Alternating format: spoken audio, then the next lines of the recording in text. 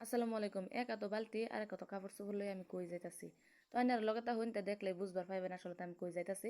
আমি যাইতাছি হইতাছি গিয়া নালাত। আমার বাহির বাজ্যে সব কিছুর সুবিধা থাকলেও পানির একটু কষ্ট হয় আইনারা জানুনি। সাপ্লাইয়ের পানি দিলে তারপর একটু দূরা হইতে টাইটানি লাগে আর অল্প অল্প পানি আয়ে। তো দুদিন ধরে সাপ্লাইয়ের পানি দেয় না এলে আর কি নালা যাইতাছি।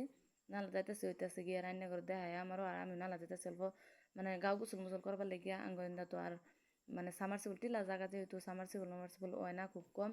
তো আমি বাহির বাদ গেলে আফসানা আমার লগে ল আর বৈনাঞ্চারি মানে যেই সকল বৈনাঞ্চারি হোক বাহির বাদ গেলে সবাই এক লগে ওইয়া মানে আসি তামসা ফুর্তি করলে আসলে তো অনেকটাই মজা লাগে।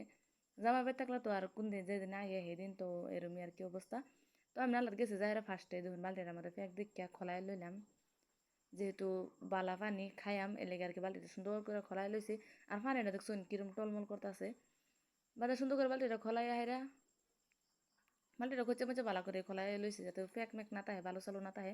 তো খোলাই চলে হাইরা বাদে যেটুকুনা পানি উড়াই লইলাম আমি খাইয়াম বা দাইনারা আবার বিশেষ করে না করবেন যেতে পানি খানা। তো যখন আমি খাইতাছি পানিটা কিন্তু বিরাটই ফ্রেশ আর একদম ঠান্ডা ফ্রিজের পানির মতন। আর আমি পানি খাইতাছি আর আফসান আমার বারবার আশায় দিতেছে দেখুন কি অবস্থাটা করতেছে। আশায় দিতেছে আমি পানিটা বারবার হালাই দিই আবার লই খাই, পানিটা আসলে তো অনেক মজা আর বই